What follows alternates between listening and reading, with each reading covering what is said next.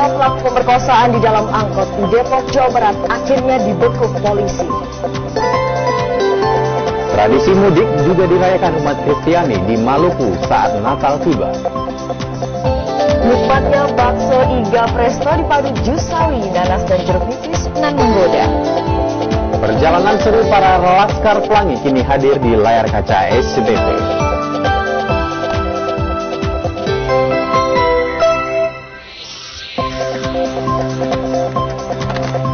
Ya, pagi di hari Natal ini senang sekali. Ini dapat kado ya, kado dengan bungkus warna merah khas Natal. Ini dari teman kita Vira. Boleh ya dibuka langsung? Boleh nih dibuka langsung.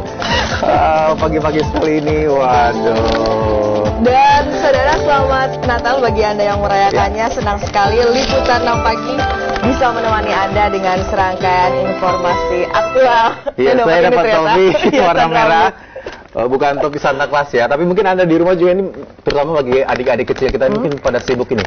Nyari di balik sofa apa di mana, apakah atau di kaos kaki raksasa. Di kaos kaki raksasa yang sudah apakah ada Sinterklas yang datang? Apakah Sinterklas singgah ke rumah tadi malam gitu ya? Boleh dipakai dulu, Boy? Oh, boleh nanti dipakai. Iya.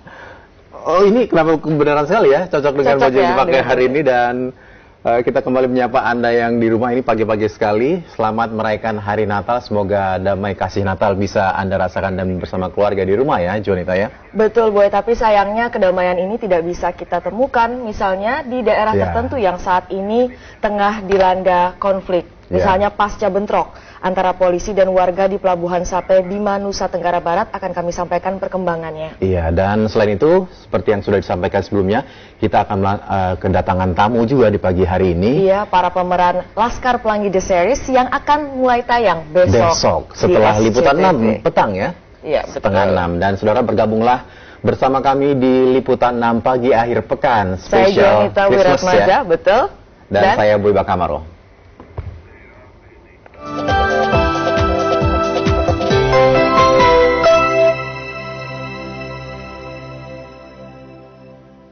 Ya, sambil saya pakai topi hadiah Natal dari teman kita ya. Iya, betul. Kami sampaikan informasi terbaru untuk Anda. Saudara, pesawat Sriwijaya Air rute Pekanbaru menuju Jakarta tadi malam terpaksa mendarat darurat di Bandara Internasional Sultan Mahmud Badarudin II, Palembang, Sumatera Selatan.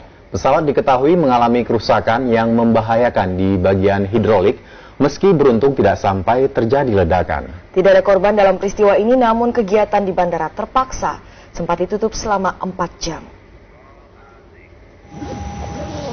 Pesawat Sriwijaya Air SJ041 dari Pekanbaru Riau mendarat darurat jauh dari tujuan semula, yakni Bandara Soekarno-Hatta, Tangerang, Banten. Pilot terpaksa mengalihkan pendaratan ke Bandara Sultan Mahmud Badarudin II di Palembang, Sumatera Selatan karena pesawat mengalami kerusakan hidrolik. Tanda-tanda kerusakan sebenarnya sudah dicurigai sebelum lepas landas karena pesawat yang seharusnya terbang pukul 3 sore baru berangkat jam setengah 7 malam. Itu pun dengan keadaan terbang tidak datar. Akibat peristiwa ini, saudara, ratusan penumpang masih terlantar hingga dini hari tadi. Lalu lintas penerbangan pun terganggu karena Bandara Sultan Mahmud Badarudin II sempat ditutup selama 4 jam. Kita ke Jakarta, saudara. Perayaan malam Natal di Gereja Katolik Damai, Tambora, Jakarta Selatan tadi malam digegerkan dengan penemuan paket mencurigakan yang diduga bom. Tim gegana yang datang ke lokasi langsung mengevakuasi paket kecil yang berbentuk seperti kado itu. Mendapat laporan adanya paket mencurigakan, tim gegana Polda Metro Jaya langsung datang ke Gereja Katolik Damai di Jalan Jamblang, Duri Selatan, Tambora, Jakarta Barat, Sabtu malam tadi. Tugas yang tidak mau mengambil resiko langsung meminta seluruh jemaat gereja untuk keluar dan mereka mensterilkan lokasi. Menurut polisi, benda yang tidak diketahui pemiliknya itu ditemukan di dalam gereja saat pergantian misa pada malam Natal. Paket kecil berbentuk kado tersebut akhirnya dievakuasi tim gegana, namun masih belum diketahui apa isinya. Ya, kalau paket kado seperti ini tidak mencurigakan ya? Tidak, karena sudah jelas isinya apa. Sudah jelas, ya. Tapi malam tadi itu di gereja memang penjagaannya ketat betul. Jadi di antara pergantian antara misa atau kebaktian itu harus disterilkan, harus kosong, kemudian petugas memeriksa semuanya karena tidak ingin mengambil resiko. Juga Umat harus melewati metal detektor. Ya, jemaat juga harus bisa maklum ya dengan kondisi ini, bukan menjadikannya mengganggu jalannya ibadah, tapi ini demi keamanan bersama ya.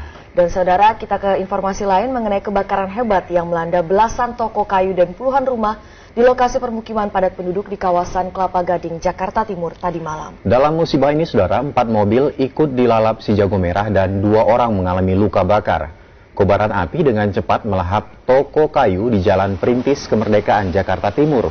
Warga sempat panik karena api juga menjalar ke rumah-rumah yang ada di sebelahnya hingga terdengar beberapa kali letusan. Sejumlah mobil pemadam kebakaran yang dikerahkan juga sulit menjinakkan api karena banyak bahan yang mudah terbakar di lokasi. Akhirnya butuh waktu 4 jam untuk mengendalikan si jago merah. Akibat musibah ini belasan toko kayu dan 50-an rumah serta 4 unit mobil hangus terbakar. Sedangkan 2 warga mengalami luka bakar karena terjatuh dari atap rumah saat berupaya memadamkan api.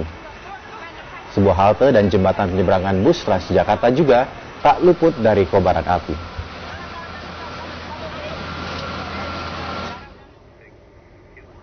Ya, kita sekarang ke Bima, Nusa Tenggara Barat, saudara. Pasca bentrok antara polisi dan warga di Pelabuhan Sape Bima, NTB, para korban luka dibawa ke sejumlah puskesmas dan rumah sakit umum Kota Bima. Ya, dan 2 jenazah korban yang tewas tertembak peluru polisi juga masih berada di ruang jenazah rumah sakit.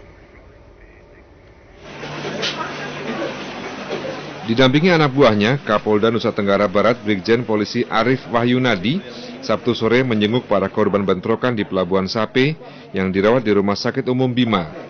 8 korban luka tembak dirawat di rumah sakit ini. Di rumah sakit ini pula, jenazah 2 korban akibat bentrokan berdarah itu, yaitu Saiful Mahfud dan Arif Rahman, disemayamkan. Kapolda menyempatkan diri melihat kondisi kedua jenazah korban di ruang jenazah. Kena luka tembak, Pak? Ya, kena. Di bagian mana? Tapi hina-hina. Ini dengan kepala ya? Tembus ya? Saat dikonfirmasi tentang jumlah korban, Kapolda menyatakan jumlah korban tewas sementara hanya 2 orang. Sedangkan kabar yang beredar di kalangan warga, korban tewas berjumlah 4 orang. 2 korban lain yang dikabarkan tewas adalah petani bernama Ismail dan Ansari, seorang mahasiswa. Kita tengok dulu lah yang sakit. Oh, siap. Ini kan ada 8. Iya, yang meninggal 2 ya. Iya, yang 22 dari berapa? Orang meninggal itu tidak benar, Dan? Faktanya kan kita lihat sama-sama. Selain di Rumah Sakit Umum Bima, puluhan korban luka lainnya dirawat di sejumlah puskesmas. Antara lain, 19 orang korban dirawat di Puskesmas Wawo, dan 2 korban lain dirawat di Puskesmas Lambu. 188 ini entah dicabut dengan pertumpahan darah dan buang minyak atau dengan baik-baik. Tidak tahu, kami memang sudah jelaskan harus. Tidak ada rasa kecewa, kami malah sangat bangga nih dengan pihak aparat yang bisa menumpukan kita dengan cara. Saya pun bangga dengan aparat. Sementara itu, 2 korban bentrokan lainnya dirujuk ke rumah sakit di ibu kota provinsi, Mataram, karena menderita luka tembak serius dan membutuhkan perawatan lebih lengkap. Yuda Hendrawan melaporkan dari Bima, Nusa Tenggara Barat. Ya, saudara, 6 hari pendudukan Pelabuhan Sape oleh ribuan warga Kecamatan Lambu, Nusa Tenggara Barat akhirnya berakhir, tapi ini sayangnya ada jatuh korban jiwa. Ya, tak terhitung berapa kerugian akibat blokade pelabuhan yang menghubungkan Nusa Tenggara Barat dengan Nusa Tenggara Timur ini. Tapi lebih dari itu, saudara, berakhirnya aksi warga yang dipicu protes terhadap Bupati Bima ini meninggalkan kerusakan yang jauh lebih besar. Ya, diantaranya kantor pemerintahan yang dibakar massa, korban jiwa dan korban luka pun berjatuhan. Apa sebenarnya penyebab bentrokan ini, saudara? Berikut ulasan kami. Senin pagi, ribuan warga Kecamatan Lambu menembus barikade polisi. Mereka melakukan aksi pendudukan Pelabuhan Sape. Bukan tanpa alasan, warga melakukan aksi pendudukan sebagai bentuk protes kepada Bupati Bima yang telah mengeluarkan izin beroperasinya perusahaan tambang emas di Kecamatan Lambu. Kehadiran tambang itu akan merusak tanah mereka yang sebagian besar petani. Pendudukan Pelabuhan Sape berdampak pada lumpuhnya aktivitas ekonomi, termasuk arus keluar masuk barang untuk Nusa Tenggara Barat dan Nusa Tenggara Timur. Ratusan truk tak bisa menyeberang. Penumpang kapal harus menginap di pelabuhan karena mereka tidak bisa menyeberang. Perintah tolong bisa atau kita semua ini yang posisi di pelabuhan ini kita bisa balik dengan baik. Buatlah kalau memang di sini ada demo ya boleh lah. Tapi beri kita yang terbaik lah. Sekarang anti seperti ini, kita Natal sudah di jalan sudah. Barang yang keperluan Natal sudah nggak jadi. Ini sudah. Ada yang busuk sudah barang. Berani nggak masuk ke pelabuhan sekarang? Mas juga rugi. Bukan 1 juta, 2 juta, ratusan juta, Pak. Kita di sini sudah keluar uang makan banyak. Apalagi yang Natalan kayak pohon Natal itu teman saya bawa pohon Natal, Pak. Itu sampai berhari-hari sudah. Ini kalau sampai sana sebelum Natal, kita mungkin bisa rugi juga, Pak. Itu dari biaya, Pak. Sebab pelabuhan ini kami ini pemakai jasa, Pak. Pemakai jasa, Pak. Jadi keinginannya? Keinginannya begini, Pak. Kami sebetulnya masalah begini kita tidak tahu. Hanya kami pemakai jasa pelabuhan ini kami untuk menyeberang ke Pulau Seberang. Hari berganti hari, pendudukan pelabuhan terus berlanjut. Karena telah mengganggu aktivitas ekonomi, pihak berwenang pun bertindak. Sedikitnya 1.000 personil polisi dan BRIMOB dikerahkan untuk membubarkan aksi warga yang sudah berlangsung sejak Senin lalu.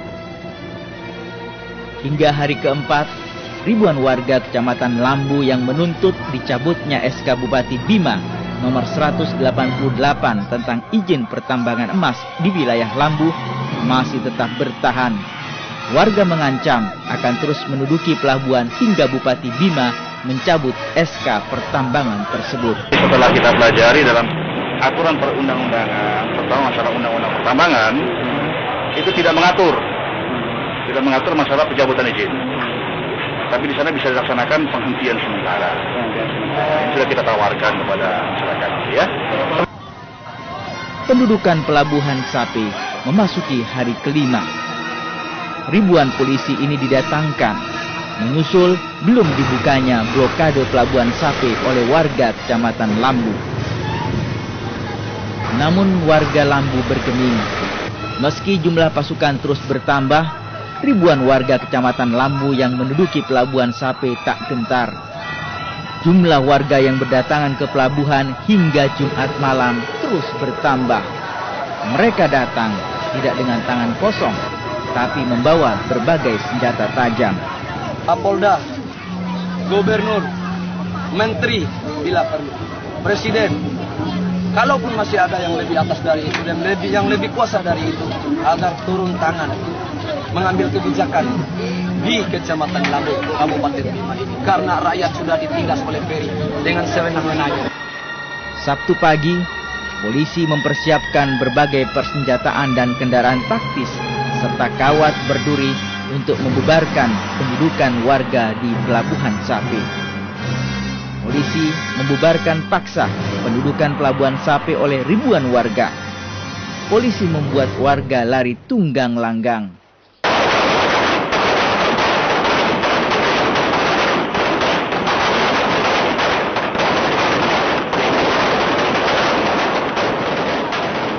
Suara tembakan di pagi hari itu mengakhiri pendudukan 6 hari pelabuhan Sape.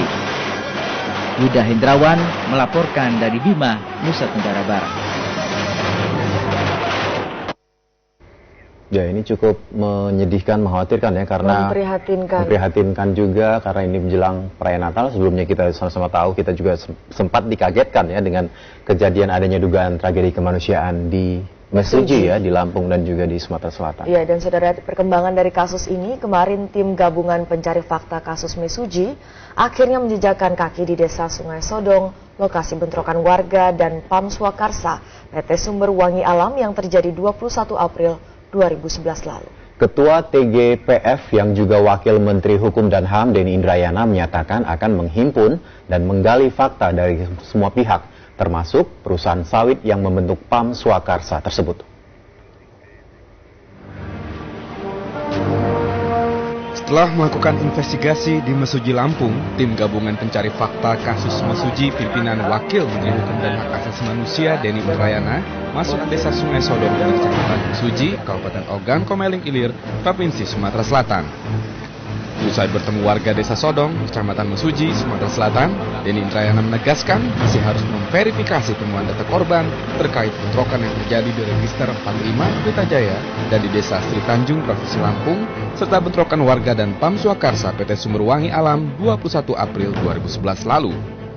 Data yang didapat di Mesuji Lampung ada 2 warga tewas, sedang di Mesuji Sumatera Selatan 7 orang tewas.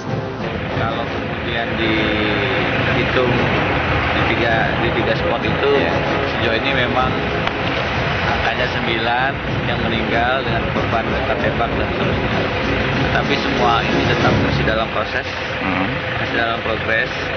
Saya ingin katakan penting untuk memverifikasi berapa orang yang meninggal, tapi tidak bisa dikatakan hanya 1, hanya 2, hanya 3, hanya 9. Ini menyangkut nyawa. Jadi 1 saja itu sudah sangat banyak. Dalam seminggu ke depan, tim terus mencari bukti-bukti sampai 17 Januari 2012 dari aparat terkait, pemerintah setempat, perusahaan, dan warga di 3 pos tersebut, yaitu di Register 45 Pelita Jaya dan Desa Sri Tanjung Lampung, serta Desa Sodong, Kecamatan Mesuji, Sumsel. Sebelumnya, tim TGPF telah mendatangi korban kerusuhan dan penggusuran Register 45 Mesuji, Lampung. Buruknya medan di wilayah perkebunan sawit milik PT Barat Selatan Makmur Investindo membuat tim harus berkali-kali turun dari kendaraan yang ditumpanginya. Tak sedikit kendaraan yang terperosok lumpur. Di Desa Sri Tanjung, Mesuji, TGPF kembali mendengarkan keluhan para warga yang dipusatkan di masjid desa. Puluhan selongsong peluru tajam sisa bentrokan juga ditunjukkan warga kepada TGPF. Kompleksnya masalah di Mesuji membuat TGPF masih harus meng-cross-check ke lebih banyak pihak lagi sebelum mengambil kesimpulan. Ajmal Rokian dan Asep Saifullah melaporkan dari Palembang, Sumatera Selatan dan Lampung.